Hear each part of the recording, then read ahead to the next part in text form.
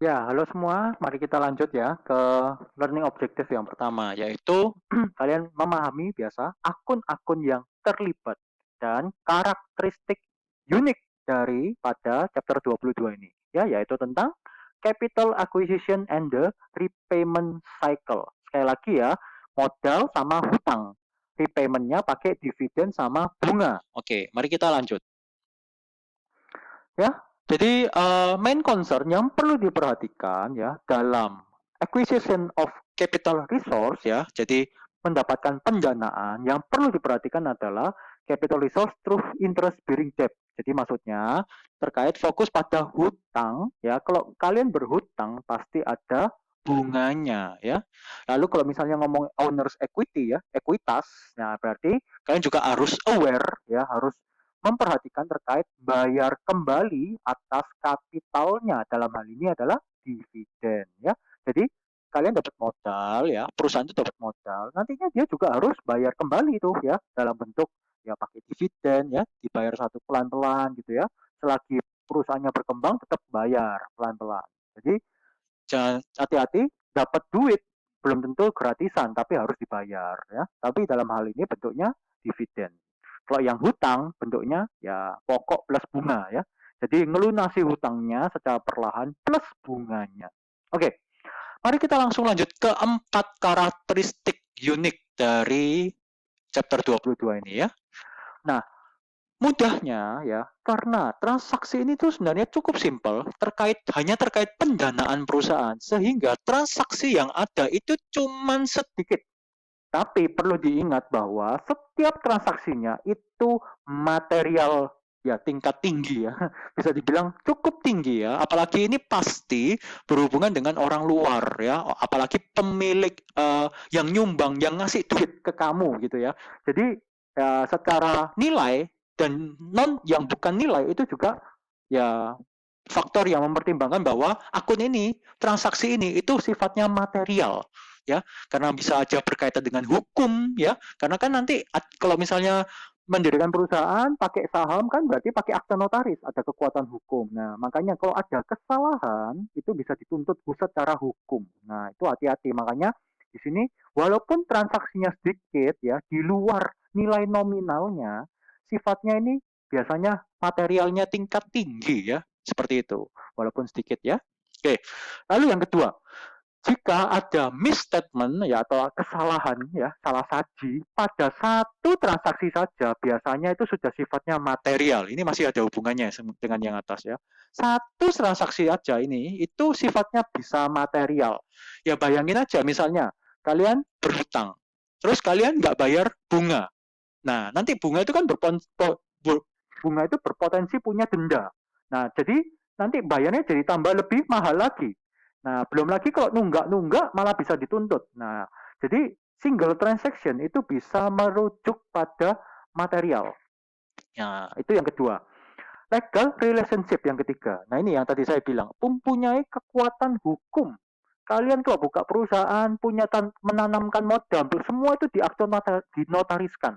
Jika sudah diakte notaris, itu sudah punya kekuatan hukum. Hukumnya pasti perdata, ya. Ya kecuali kalian melakukan ya tindakan yang lain ya, tapi biasanya sih perdata aja. Tapi ya mahal ya. Nah, exist between the client entity and the holder of the stock bonds or similar ownership document. Hampir semuanya ya, mau kalian ngutang ya, ngutang di bank atau menerbitkan surat hutang, semuanya punya kekuatan hukum dan diawasi oleh OJK dalam hal ini. Jadi jangan main-main dengan akun ini karena kesalahan satu aja ya, walaupun ya ini dibilang kalau transaksinya sedikit, tapi pasti material tingkat tinggi. Ya karena ada hubungannya sama ini, legal, hukum. Ya, apalagi kita Indonesia negara hukum. Nah itu. Oke, lalu yang keempat, ya ini kalian harus aware lagi ya, sekali lagi, interest untuk hutang, dividen untuk modal atau ekuitasnya. Ya ini adalah unik karakteristik. Ya sekali lagi saya ulangi, transaksinya sedikit, tapi materialitasnya tinggi. Salah saji yang terjadi pada satu saja transaksi itu sifatnya material.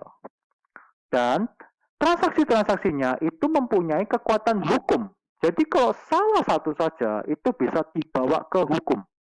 Lalu yang terakhir yaitu kalian harus aware ya, harus selalu ingat bahwa kalau ya pendanaannya pakai hutang berarti nanti pasti ada bunga. Kalau pendanaannya pakai ekuitas atau modal saham, nanti kalian nanti baginya pakai dividen, bayarnya, repaymentnya ya. Seperti itu. Itu adalah 4 karakteristiknya. Oke, mari kita lanjut lagi. Ini adalah akun-akun yang biasanya itu terlibat dalam siklus ini ya. Ya notes payable sendiri ya, hutang, hutang, hutang, hutang ini ya. Terus ini ada interest expense ya, ini beban bunganya. Nah, ini juga jangan lupa kalau kita ngomong bunga, nah beban bunga berarti biasanya pasti pasti ya, saya ngomong pasti, hampir hampir pasti itu punya accrue interest, punya akun accrue ya, seperti payroll ya, seperti gaji ya, seperti yang kita pernah bicarakan, gaji diterima tanggal 28, berarti kan ada 29, 30, 31 yang belum dibayar. Itulah accrue-nya. Interest juga.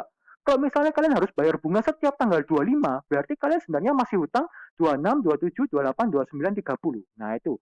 Dan biasanya kami auditor ya, auditor itu mendapatkan penyesuaian atas accrue-nya. Ya walaupun nilainya kecil sih, tapi ya harus disesuaikan tetap ya. Lalu yang berikutnya appropriation of return earning. Jadi nanti kita akan belajar bahwa ini bisa sangat berefek pada laba ditahan atau return earning. Lalu treasury stock, pembelian saham kembali, dividen declare ya pada saat event pemberitahuan dividen, cash in bank pasti ya, sahamnya, saham common, saham preferred ya. Ini seperti pelajaran AKM ya kemarin. Paid in capital excess, donated capital, return earning, dividend payable ya, ini hutang dividen. Ini kalau ada partnership atau partnership ya. Di Indonesia sih jarang sih. Lalu saya nambahkan sendiri di sini ada yang namanya hutang bank. Karena skema hutang di Indonesia itu paling banyak, apalagi perusahaan-perusahaan besar ya, itu paling banyak pakainya bank loan. Jadi bank loan ini biasanya ada hampir di semua perusahaan yang besar-besar ya. Jadi nggak cuma modal saham, tapi mereka juga membaginya dengan bank loan. Karena mungkin kalian pernah tahu ya, kalau salah satu untuk menyiasati pajak kan kita berutang ya, supaya ya itu ya, utang pajaknya bayarnya jadi semakin sedikit. Ya, itu ya, nanti kalian bisa ambil di pelajaran perencanaan pajak atau yang lainnya ya. Oke, itu adalah running objective 1 ya. Jadi sekali lagi 4 karakteristik ya. Sekali lagi aware atas yang namanya interest atau bunga kalau kamu berhutang, lalu aware yang namanya dividen kalau kamu punya ekuitas ya pasti punya ya. Nah seperti itu ya. Dan setiap transaksinya pasti material dan punya kekuatan hukum. Itu adalah learning objective yang pertama. Oke? Untuk learning objective yang kedua kita lihat video berikutnya ya.